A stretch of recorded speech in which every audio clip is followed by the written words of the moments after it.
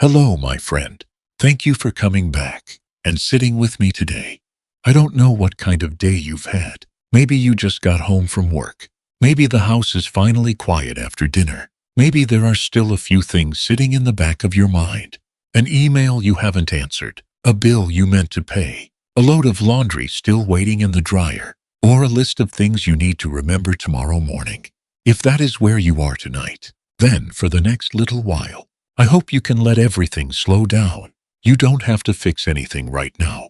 You don't have to be anywhere else.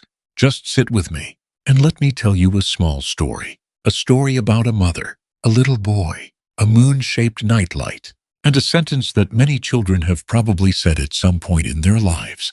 Mom, can I have 10 more minutes? 10 minutes. To an adult, 10 minutes can feel like almost nothing. 10 minutes to rinse the dishes. 10 minutes to answer one more message.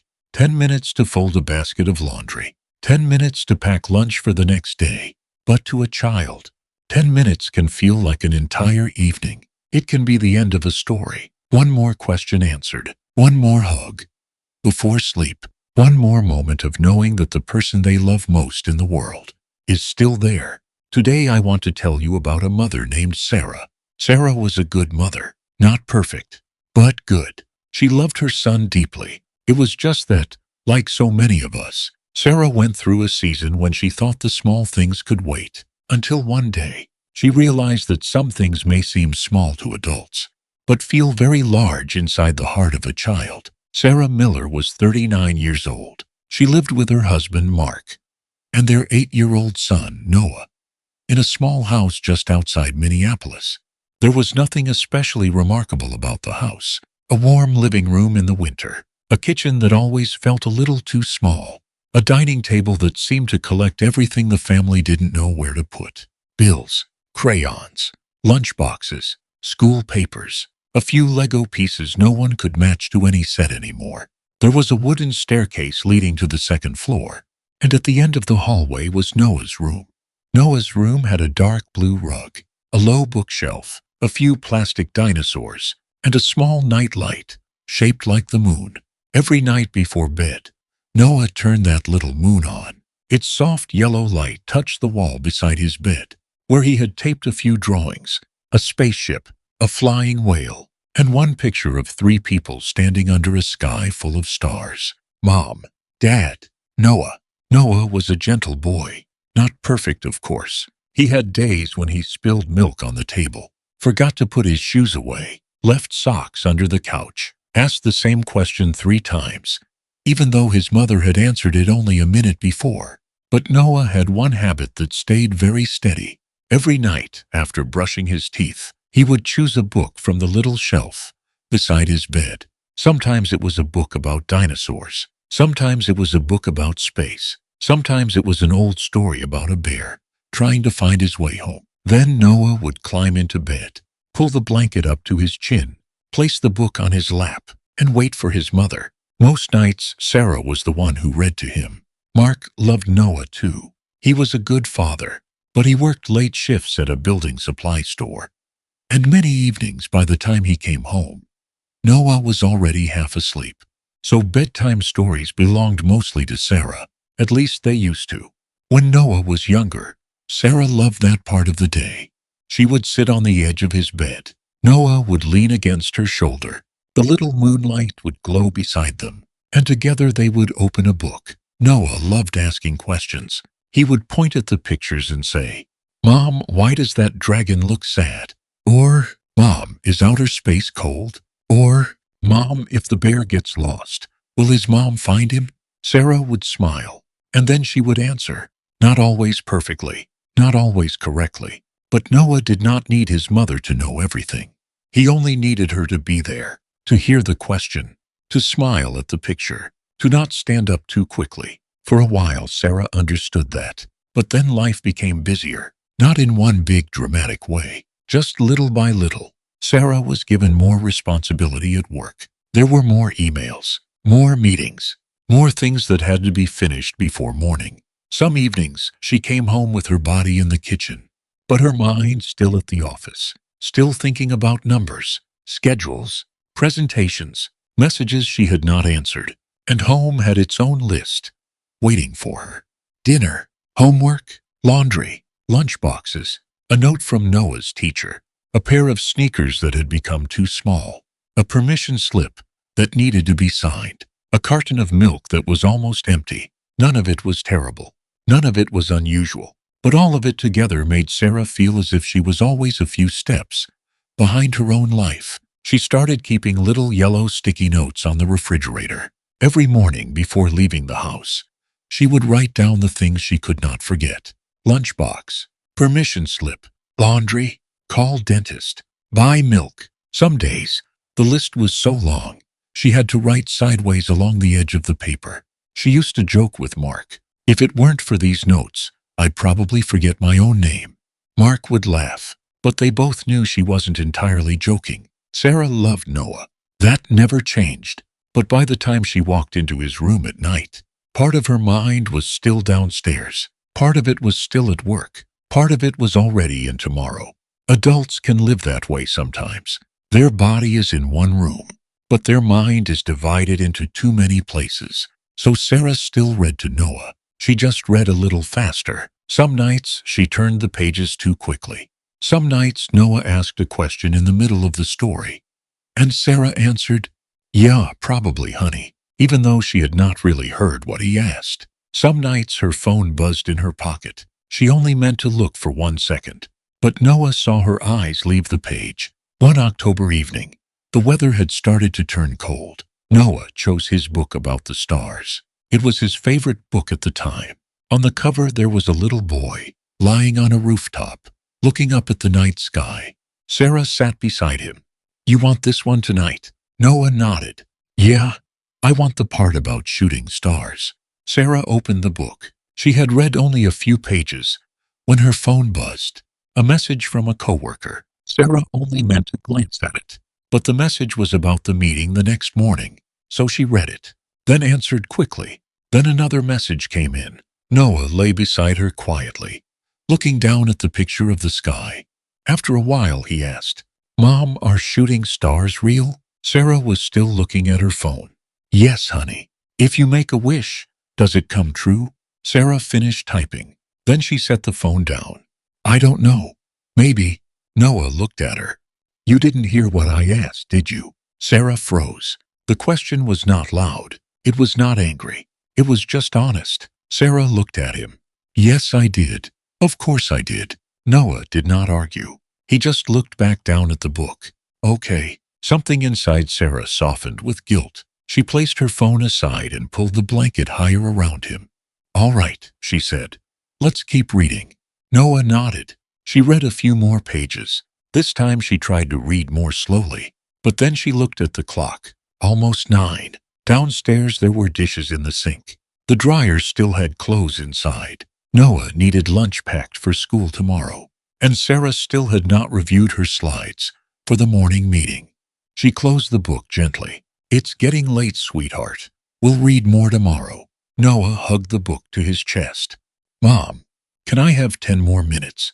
Sarah let out a small breath, not because she was annoyed with him, only because she was tired. "Noah, I still have a lot to do tonight." He looked at her. "Just 10 minutes." Sarah bent down and kissed his forehead. "Not tonight. You need to sleep. I love you." Noah said softly, "I love you too." Sarah turned off the main light and left the moon-shaped nightlight glowing beside the bed. She closed the door, leaving a small line of light in the hallway, the way Noah liked. But just as she reached the stairs, she heard his small voice from inside the room. "You're always busy." Sarah stopped. Her hand was still on the railing. It did not sound like blame. It sounded like something her little boy had watched long enough to believe. She wanted to turn around. She wanted to open the door again, to sit down beside him, to tell him that she was not always busy, that she loved him more than any email waiting downstairs, that so many of the things she did were for him. But then the dryer beeped. Her phone buzzed again, and Sarah told herself what so many of us have told ourselves. Tomorrow I'll sit with him longer. But tomorrow did not arrive right away, not because Sarah forgot, but because life does not always pause, so a mother can keep a promise she made quietly to herself. Some nights Noah fell asleep early. Some nights Sarah had work to finish. Some nights Mark read the story because Sarah was downstairs preparing food for the next day. Some nights Sarah sat with Noah, but she was so tired that she yawned before the chapter was over. Noah still asked, "Can I have 10 more minutes?" But slowly. He asked less often. At first Sarah didn't notice. Then there were nights when she finished a chapter and stood up, and Noah simply said, "Good night, Mom." No asking for more. No small hand pulling her back. No question about shooting stars, or whales, or lost bears. Sarah thought, he's getting older. He's becoming more independent. He's learning to fall asleep by himself. And in some ways that was true. Children do grow. But adults sometimes misunderstand quiet. A child does not always stop asking because they no longer need something. Sometimes they stop asking because they have learned what the answer will probably be. December came. Minneapolis grew colder. A thin layer of snow began to cover rooftops and sidewalks. One Thursday afternoon, Sarah was making soup in the kitchen when her phone showed an email from Noah's teacher. The subject line was, "Noah's writing today." Sarah opened it while stirring the pot with one hand. The teacher had written, "Hi, Sarah. Noah wrote something very sweet during our morning writing time today. I thought you might want to see it." Below the message was a photo of Noah's paper. His handwriting leaned a little to the side. A few words were misspelled. The title at the top was, "My Favorite Part of the Day." Sarah smiled before she even began reading. She thought Noah might have written about recess, or pizza day in the cafeteria, or playing with Legos after school. But Noah had written, "My favorite part of the day is when Mom reads to me at night. I like when she does funny voices. I like when she laughs. I like when she sits on my bed. But Mom usually has to go. I wish that part was a little longer." Sarah stood still. The spoon was still in her hand. The soup simmered softly on the stove. Steam rose in front of her. She read the last sentence again. "I wish that part was a little longer. Not, my mom doesn't love me. Not, my mom never spends time with me. Not a complaint. Not an accusation. Just, I wish that part was a little longer." And somehow the gentleness of it hurt more. Sarah turned off the stove, set the phone on the table, and sat down in the chair beside the kitchen window. Outside, snow was falling very lightly. On the refrigerator, the yellow sticky note was still there. Lunchbox, laundry, buy milk, email Jennifer. Below the note was one of Noah's drawings, a mother and a child lying under a sky full of stars. Sarah looked at the list, then at the drawing, and for the first time, she saw what she had not been seeing. Noah had not asked her for a big trip. He had not asked for an expensive toy. He had not asked for a perfect day. He only wanted his favorite part of the day to last a little longer. 10 minutes. Just 10 minutes. What made Sarah go quiet was not that she had done something terrible. She had not abandoned her son. She was not careless. She was a mother trying very hard. But sometimes the people who are trying so hard to finish everything do not realize that the person they love most does not need one more thing completed. They need us to stop, just for a little while, long enough to feel that we are really there. That evening after dinner, Sarah did not rush to clean everything. She left a few dishes in the sink. There was still laundry in the dryer. Her phone stayed on the kitchen table, face down. When Noah finished brushing his teeth and walked into his room, Sarah was already sitting on the edge of his bed. The moon-shaped nightlight was on. The book about the stars was in her hands. Noah stopped in the doorway. He looked surprised. "You're not busy?" That question touched Sarah softly, but deeply. She smiled. "Not tonight." Noah looked at her as if he was not sure whether to believe it right away. Sarah patted the space beside her. "Come here. Let's read the part about the shooting stars." Noah climbed onto the bed, but he did not lie down right away. He looked at her. "Really?" Sarah nodded. "Really?" She set the book down for a moment. "Noah." "Yeah? Your teacher sent me what you wrote today." Noah looked down at the blanket. "She did?" "Yes." "Did I write something wrong?" Sarah shook her head. "No. You wrote something beautiful." Noah kept looking at the edge of the blanket in his hands. Sarah spoke gently. I read the part where you said you wished bedtime reading was a little longer. Noah stayed quiet. Sarah asked, do you feel like I leave too fast sometimes? After a moment, Noah nodded. Yeah. Sarah felt her eyes begin to sting. She brushed his hair back from his forehead. I'm sorry. Noah looked up. Maybe he was not used to hearing his mother apologize for something that seemed so small. Sarah continued, I thought 10 minutes wasn't very much. But I forgot that to you, those 10 minutes mattered. Noah looked at her for a long time. Then he said, I just like when you're here. Sarah did not answer right away, because some things children say are so simple that adults do not know what to do with them, except become quiet. She pulled him close and held him, not the quick hug, before turning out the light. A long one? Noah rested his head against her shoulder. Sarah listened to his small breathing, to the wind outside the window, to the house slowing down around them. After a while, Noah asked quietly, so can you read 10 more minutes tonight? Sarah smiled. Yes. Noah lifted his head. Really? Really? What about 20? Sarah laughed. You bargain fast. Noah laughed too. And in that little room, something felt warmer, not because the temperature had changed, but because a mother had stayed. Sarah opened the book. This time she read slowly. When Noah asked if shooting stars were real, she looked at him instead of the clock. Yes, she said. They're real. If you make a wish, does it come true? Sarah thought for a moment. I'm not sure every wish comes true, but I think there are some wishes we can help each other make true. Noah looked at her. Like mine? Sarah nodded. Yes, like yours. That night, Sarah read longer than 10 minutes. Not too long, not enough to turn the whole evening upside down. The dishes were still downstairs. The laundry was still unfolded. The email was still unanswered. But when Sarah finally turned off the main light, Noah did not ask for more. He only said, Thank you, Mom. Sarah stood in the doorway. For what? Noah pulled the blanket up under his chin. For staying. Sarah looked at him in the soft glow of the little moon. For a moment, she could not speak. Then she said, Thank you too. Noah frowned a little.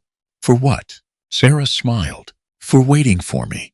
After that night, Sarah did not become a perfect mother. No one becomes perfect because of one piece of paper from a child. She still had busy days, still had evenings when she was so tired she wanted to lie down without talking, still had moments when her phone buzzed and she had to answer, still had nights when Noah needed to sleep early because there was school the next morning.